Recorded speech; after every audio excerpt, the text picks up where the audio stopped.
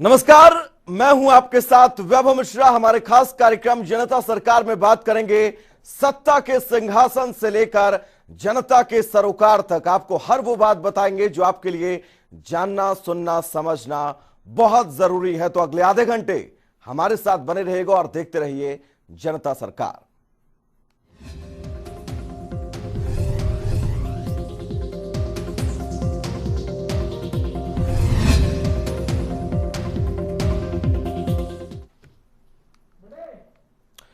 चंडीगढ़ में हरियाणा के राज्यपाल बंडारू दत्तात्रेय ने जियो गीता और गुरुग्राम विश्वविद्यालय की ओर से तैयार किए गए अंतर्राष्ट्रीय रिसर्च जर्नल के प्रथम अंक समेत कॉफी टेबल बुक का लोकार्पण किया। इस मौके पर गीता मनीषी स्वामी ज्ञानानंद भी महाराज मौजूद रहे। आपको बता दें कैसी ये पूरा कार्यक्रम रहा, इस रिपोर्ट के जरिए समझिएगा।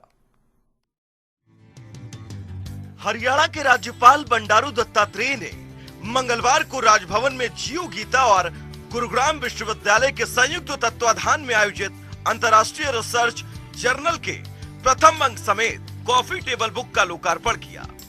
इस दौरान उन्होंने कहा कि श्रीमद् भगवत गीता ने जिस तरह से कोरोना काल में भी मनुष्य के जीवन में आत्मविश्वास और मनोबल बढ़ाया है, उससे यह सिद्ध होता है कि गीता सिर्फ एक पुस्तक ही नहीं, जीवन जीने का रास्ता है। इसके साथ ही उन्होंने अपने संबोधन में कहा कि इतिहास इस बात का साक्षी है कि श्रीमद् भगवत गीता ने हर संकट की घड़ी में मानव का साथ दिया है। उन्होंने स्वयं का उदाहरण देते हुए कहा कि कोरोना काल के दौरान प्रतिदिन गीता का पाठ किया, जिससे उनका मनोबल बढ़ा। उन्होंने कहा कि पूरे विश्व में हरियाणा को वीर भूमि के नाम से जाना जाता है और हरियाणा में कुरुक्षेत्र भारतीय सभ्यता, संस्कृति की जन्मस्थली और आध्यात्मिक चिंतन का प्राचीनतम केंद्र है। कुरुक्षेत्र में ही भगवान श्री कृष्ण ने अर्जुन को गीता का उपदेश दिया था। ये वो महान भूमि है जिसकी रज का अपने मस्तक पर तिलक लगाकर मानव खुद के जीवन को धन्य समझता है। पूरे विश्व में हरियाणा को वीर भूमि के नाम से जाना जाता है और हरियाणा में कुरुक्षेत्र भारतीय सभ्यता और संस्कृति की जन्मस्थली और आध्यात्मिक चिंतन का प्राचीनतम केंद्र है। कुरुक्षेत्र में ही भगवान श्री कृष्ण ने अर्जुन को गीता का उपदेश दिया था। यह वह महान भूमि है जिसकी रज का अपने मस्तक पर तिलक लगाकर मानव स्वयं को धन्य समझता है। वहीं उन्होंने कहा कि गीता के पहले श्लोक का आरंभ भी धर्म क्षेत्र कुरुक्षेत्र से होता है, जिसमें कुरुक्षेत्र को धर्म क्षेत्र की संज्ञा दी गई है। उन्होंने आम जन से अपील की कि हमें गीता ज्ञान से प्रेरित होकर स्वयं की, समाज की और अपने राष्ट्र की उन्नति के लिए अपनी कर्म संस्कृति को अपनाना होगा। तभी हम भूमंडलीकरण के इस दौर में विकसित देशों की प्रतिस्पर्धा में टिक सकेंगे। गीता के पहले श्लोक का आरंभ ही धर्म क्षेत्र कुरुक्षेत्र से होता है, जिसमें कुरुक्षेत्र को धर्म क्षेत्र की संज्ञा दी गई है। कहते हैं गंगा के तो केवल जल से ही मुक्ति प्राप्त होती है और वाराणसी की भूमि और जल में ही मोक्ष देने की शक्ति है, परंतु कुरुक्षेत्र के जल, थल और वायु तीनों ही मुक्ति प्रदाता है। इसलिए कुरुक्षेत्र की भूमि में तीनों का आध्यात्मिक संगम है।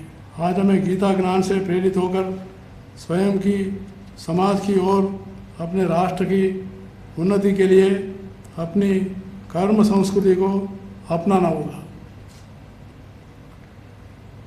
तभी हम भूमंडलीकरण के इस दौर में विकसित देशों की प्रतिस्पर्धी में टिक सकेंगे।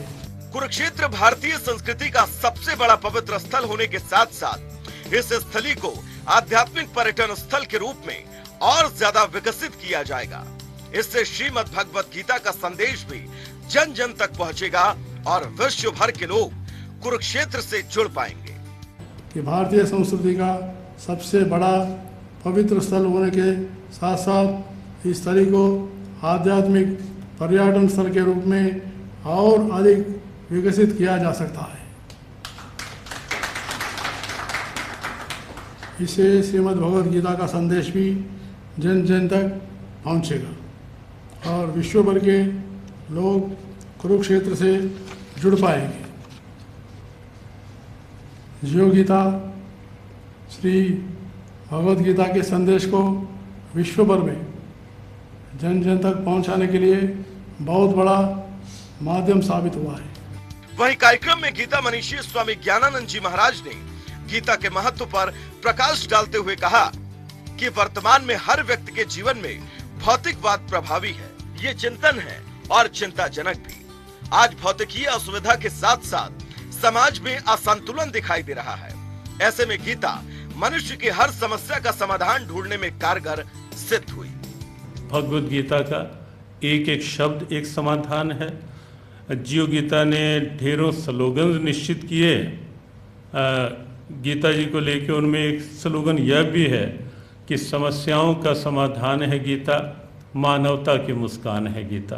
भेदभाव का कोई प्रश्न नहीं, ऊंच नीच का कोई प्रश्न नहीं गीता जी में। कहीं ऐसे संकेत किए गए, उपदेश नहीं उपचार है गीता, मानवता का श्रृंगार है गीता।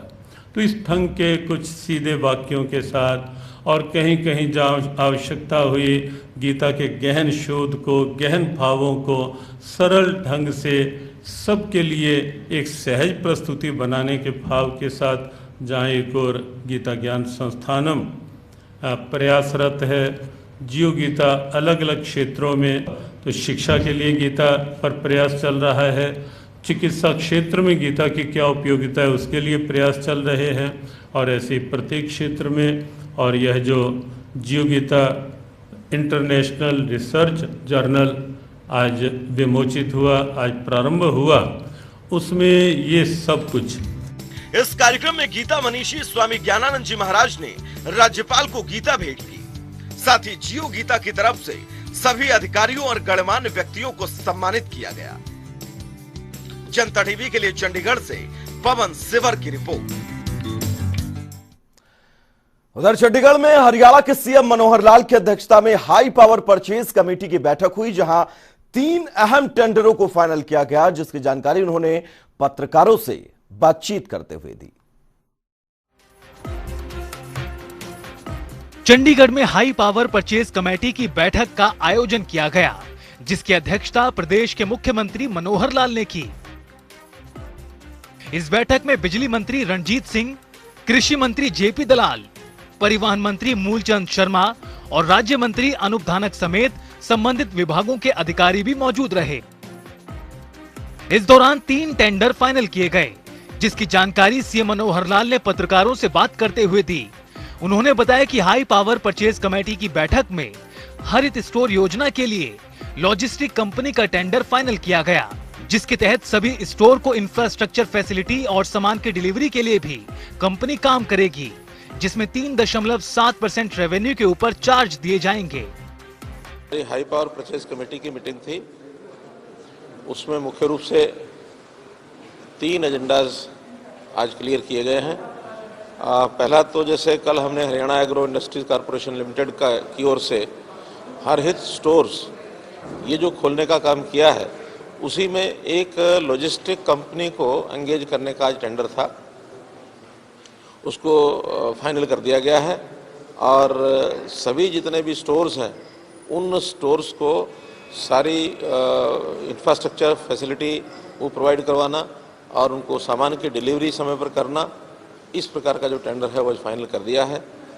3 रुपये और 70 पैसे 3.7% ये जो रेवेन्यू के ऊपर ये उनको चार्जेज जो है दिए जाएंगे, ऐसा उसने फाइनल किया है। वहीं उन्होंने बताया कि दूसरे टेंडर में ग्राम विकास के लिए 5000 फॉगिंग मशीनें खरीदी गईं, जिससे बारिश के मौसम के बाद इसे इस्तेमाल किया जा सके, ताकि स्वास्थ्य विभाग भी समय से अपना काम कर सके। दूसरा टेंडर ग्राम विकास डिपार्टमेंट की ओर से फॉगिंग मशीन्स 5000 फॉगिंग मशीन्स ये खरीदी गई हैं, ताकि जैसे ही वर्षा का मौसम खत्म होगा तो उस समय उन फॉगिंग मशीन के माध्यम से और ग्रामीण क्षेत्र के अंदर उसकी जो ज़रूरत पड़ती है टाइमली वो परचेज हो जाए और उसका उपयोग हम कर सकें, ताकि मच्छर आदि की दृष्टि से जो हेल्थ का जो डिपार्टमेंट है वो भी एक्टिव होता है, ग्राम विकास भी उसमें एक्टिव होता है, तो मच्छर आदि के प्रकोप से बचा जा सके। फॉगिंग मशीन की किया गया, पहली बार कर रहे हैं। इसके साथ ही मुख्यमंत्री मनोहर लाल ने बताया कि एक टेंडर में पाइप्स खरीदने का भी फाइनल किया गया। हाई पावर परचेज कमेटी की बैठक, कुल मिलाकर 200 करोड़ रुपयों का सामान खरीदा गया। इसी प्रकार एक टेंडर पाइप्स खरीदने का वो भी आज किया है, वो रेट कॉन्ट्रैक्ट था, तो रेट कॉन्ट्रैक्ट में उस टेंडर को भी हमने फाइनल किया है। ऐसे 3 टेंडर फाइनल हुए हैं। कुल मिलाकर 180 करोड़ और फॉगिंग मशीन का लगभग 25 करोड़, ऐसे 200 करोड़ से ऊपर का सामान खरीदा गया, बाकी रेट कॉन्ट्रैक्ट किया गया। वहीं सीएम मनोहर लाल ने कोरोना की संभावित तीसरी लहर को लेकर कहा कि सभी तैयारियां कर ली गई हैं और कोरोना की तीसरी लहर को शुरुआत में ही रोक दिया जाएगा। तीसरी लहर का जो एक संभावना व्यक्त की जा रही है उसकी हमने मीटिंग्स कर ली हैं, सारी तैयारी हमारी है और हर प्रकार की तैयारी के नाते से ऐसा कोई विषय आएगा तो उसको बखूबी हम उसका मुकाबला करेंगे और हमारी अभी भी कोशिश ये रहेगी कि ऐसी तीसरी लहर नाम की जो कोई चीज़ है उसको कैसे प्रारंभ में रोका जा सके, उसके लिए हम पूरे प्रयत्न करेंगे। वहीं इस दौरान सीएम मनोहर लाल ने कई और मुद्दों पर भी प्रतिक्रिया दी। जनता टीवी के लिए चंडीगढ़ से पवन सिवर की रिपोर्ट। तो वहीं प्रदेश के कृषि मंत्री जेपी दलाल से हमारे संवाददाता पवन सिवर ने खास बातचीत की है। इस दौरान जेपी दलाल ने कृषि और किसानों के मुद्दे पर अपनी प्रतिक्रिया दी। क्या कुछ कहा कृषि मंत्री ने, सुनते हैं। हरियाणा में किसानों के तमाम मुद्दों पर बातचीत करने के लिए मेरे साथ हरियाणा के कृषि एवं किसान कल्याण विभाग के मंत्री जयप्रकाश दलाल हैं। दलाल साहब, आपने जो है वो इस बार पिछली बार की तरह फिर ये योजना चलाई थी कि मेरा पानी मेरी विरासत योजना है, उसके तहत फसल विविधीकरण को आप अब अपना रहे हैं और आपने कहा था कि धान का जो क्षेत्र है वो कम हो, तो ऐसे में इस बार कितने लोगों ने इसमें रुचि दिखाई है? देखिए, हमारे मुख्यमंत्री जी श्री मनोहर लाल जी की ये नीति है कि पानी का समान बंटवारा हो, पानी हरियाणा में कम है और कम पानी वाली फसलें लगाकर किसान अधिक लाभ कमाएं।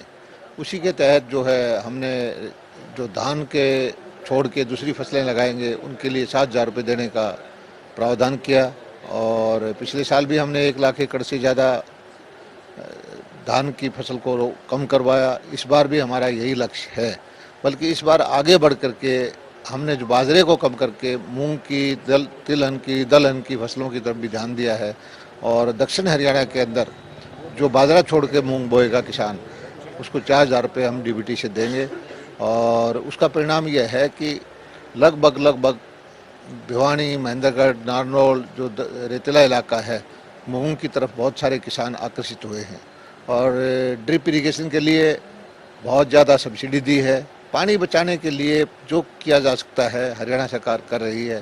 किसान हित के लिए जितने फैसले किए जा सकते हैं वो हरियाणा सरकार कर रही है। मंडियाँ अच्छी चला रही है, भाव अच्छे दे रहे हैं, सबसे ज़्यादा फसलें खरीद रहे हैं, डीबीटी से पैसा दे रहे हैं, पानी का सही बंटवारा कर रहे हैं और खाद, बीज, पेस्टिसाइड, जो दवाइयाँ, फर्टिलाइज़र, जो भी चीज़ें उपलब्ध करा सकते हैं एग्रीकल्चर इम्प्लीमेंट्स सब्सिडी पे, वो सब काम किसानों के लिए कर रहे हैं और किसान इस चीज़ को समझते हैं, अप्रिशिएट करते हैं और मानते हैं कि सारे देश के अंदर सर्वश्रेष्ठ नीतियां हैं वो हरियाणा सरकार की हैं। सर, ये आपने जो धान का क्षेत्र कम करने के लिए जो योजना पिछली बार शुरू की थी, इसमें आपने पिछली बार 1 लाख एकड़ का लक्ष्य रखा था, इस बार आपने 2 लाख एकड़ का लक्ष्य रखा। अभी तक कितने लोगों ने रुचि दिखाई है? आवेदन कितने लोगों के उस पोर्टल पे आए हैं सर? पिछले 10 दिन पहले मैंने मीटिंग ली थी जब वो 1 लाख एकड़ का टारगेट क्रॉस कर चुके थे। अभी उससे आगे बढ़ चुके होंगे और हम कोशिश करेंगे कि जितना भी संभव हो सके हम उस टारगेट को अचीव करें। लेकिन इस बार हमने एक और काम किया था कि जो किसान डायरेक्ट सीडिंग कराएगा उससे भी 30-40% पानी की बचत होती है DSR विधि से, तो उसको भी हम कुछ पैसा देंगे और उसमें भी लगभग 80-70 हज़ार एकड़ के किसानों ने DSR विधि अपना करके धान बोया है। उससे जो पानी की बचत हुई है उससे फ़ायदा होगा। ये तमाम जो योजनाएं हैं सर, इन योजनाओं के चलते जो है वो किसानों को आप मानते हैं कि बड़ा जो है वो राहत मिलेगी, बड़ा फ़ायदा होगा? नहीं, किसान हित के लिए तो पूरा प्रदेश की सरकारी मशीनरी, पूरा कैबिनेट, हमारी सभी मंत्री, क्योंकि हरियाणा किसानों का प्रदेश है और किसान खुशी है, किसान खुशहाल है तो प्रदेश खुशहाल है। किसान की जेब में 2 पैसा आएगा तो व्यापार चलेगा, दुकानदारी चलेगी और उद्योग को भी किसान के प्रोडक्ट की जरूरत होती है। तो किसानों की खुशी के लिए हमारी जो नीतियां हैं, हरियाणा सरकार की जो नीतियां हैं, उस देश में सर्वश्रेष्ठ हैं और सबसे ज़्यादा फसलें खरीदते हैं हम, सीधा पैसा देते हैं, सबसे ज़्यादा मुआवजा दिया है हमने और सबसे ज़्यादा फसलों का खरीद करी है और इसका परिणाम यह है कि गांव-गांव तक जो है खुशहाली आनी शुरू हो गई है। सर, विपक्ष के लोग जो है वो पिछले 2-3 दिन से ये लगातार मांग कर रहे हैं कि जल भराव हुआ है कई जगह पर। ऐसे में आपको अधिकारियों से बातचीत करेंगे कि क्या स्थिति है, जानकारी लेंगे या बातचीत हुई है सर? नहीं, बात हुई है, डिप्टी कमिश्नर से सबसे हमने बोला हुआ है कि जहाँ जहाँ जल भराव की स्थिति की वजह से कोई फसल खराब होती है उसके सरकार को रिपोर्ट दें और स्पेशल गिरदावरी के ऑर्डर करवाएं और स्पेशल गिरदावरी के बाद उसको मुआवजे का प्रावधान होता है। ये नीतिगत फैसला कर चुके हैं हम। इसमें जो कानून का प्रावधान है उसके हिसाब से हम जो जोखिम या नुकसान है उसकी भरपाई करेंगे। सर, आपने जो है वो किसानों के मुद्दे पर आप जो है वो तमाम बात कह रहे हैं, इसी के बीच आपने किसान के आंदोलन जो वो देश में चल रहा है, खासतौर पर हरियाणा उससे जुड़ा हुआ है, लेकिन इसी बीच जो वो एक तिरंगा यात्रा बीजेपी ने शुरू करने का फैसला किया। आपके विधानसभा क्षेत्र से शुरू हुई, हजारों हजार किसान और ट्रैक्टर जो है वो उस यात्रा में थे, लेकिन विपक्ष जो है वो इस मुद्दे पर भी निशाना साध रहा है, कह रहा है कि ये बीजेपी जो है वो अपने तरीके से अपनी जो पेड लोग हैं उनको इकट्ठा करने में जुटी है।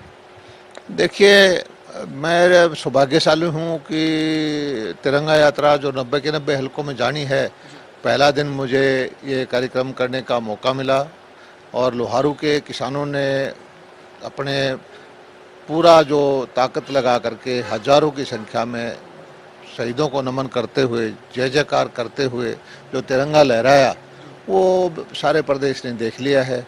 और एक भ्रम फैला रखा था इन किसान नेताओं ने कि किसान भारतीय जनता पार्टी के पास साथ नहीं है। लोहारू के किसानों ने ये साबित कर दिया कि वहाँ का किसान भारतीय जनता पार्टी की नीतियों से प्रभावित है, उसने उसको फ़ायदा हुआ है और स्वेच्छा से वो ट्रैक्टरों की कतार ले करके 40 किलोमीटर लंबा जुलूस निकाल करके और तपती हुई गर्मी में जो कार्यक्रम हुआ है वो अतुलनीय है और उसका कोई मुकाबला कर नहीं सकता। और ये लांछन लगाते हैं कि भाई पैसे के दम पर जो कार्यक्रम किया है। हमारे क्षेत्र के बड़े स्वाभिमानी किसान हैं, बड़े वीर किसान हैं, वीरों की भूमि है, ये कभी बिकते नहीं होते, जिन्होंने बलिदान दिया है और ये आंदोलन की धरती है। हरियाणा में जितने आंदोलन, किसान आंदोलन हुए हैं वो बाढ़ और लोहारू और दादरी से हुए हैं, जितने पुरानी सरकारों के अंदर। इस सरकार में उनको फ़ायदा मिला है तो ये उसका प्रदर्शन इस वजह से अच्छा हुआ है। वो कोई हरियाणा का किसान नेता मेरे क्षेत्र के किसानों को बिकाऊ बोलता है तो इससे बड़ी ओछी राजनीति हो ही नहीं सकती। दलाल साहब, लोहारू बहल से शुरू हुई जो ये यात्रा है, तिरंगा यात्रा, ये 90 विधानसभा क्षेत्रों में जाएगी। आपकी पूरे प्रदेश के किसानों से क्या अपील है?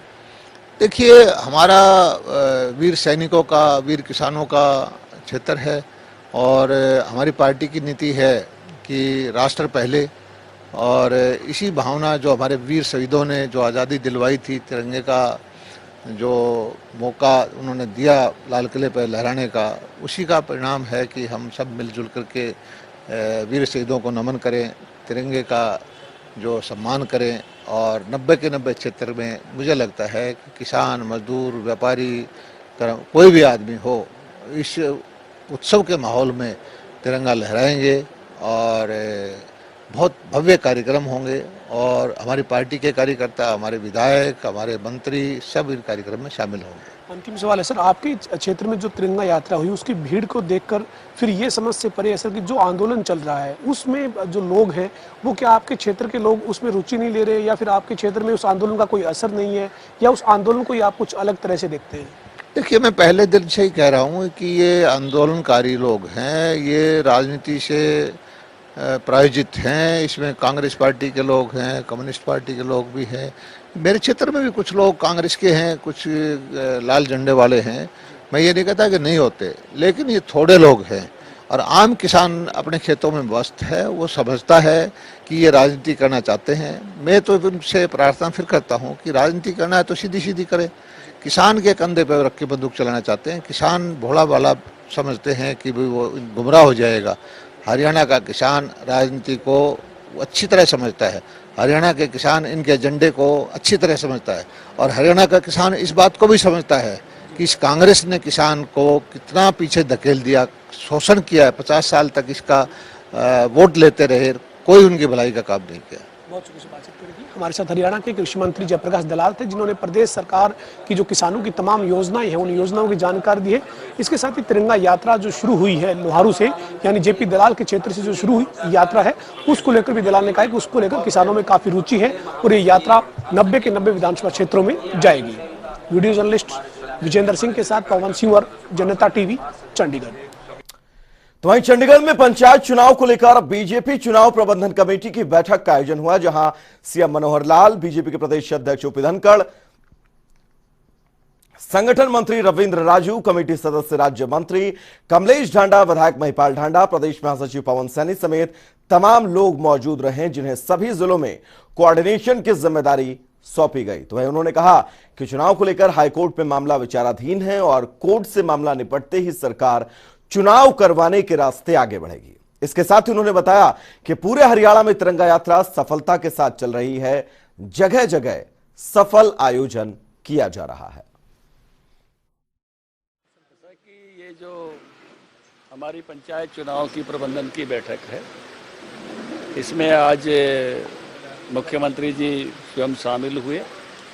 इसके मुखिया हमारे शिक्षा मंत्री कंवरपाल जी हैं और उसमें पार्टी के सभी महत्वपूर्ण पदाधिकारी, उपाध्यक्ष हैं, जनरल सेक्रेटरी हैं, पार्टी के अन्य वरिष्ठ सब नेता हैं, वो सबकी सूची आपके पास है। इसमें कुछ सदस्यों को और जोड़ा गया है। इसमें हमारे उपाध्यक्ष जीएल शर्मा जी हैं, उनको उसमें आज और ऐड किया है।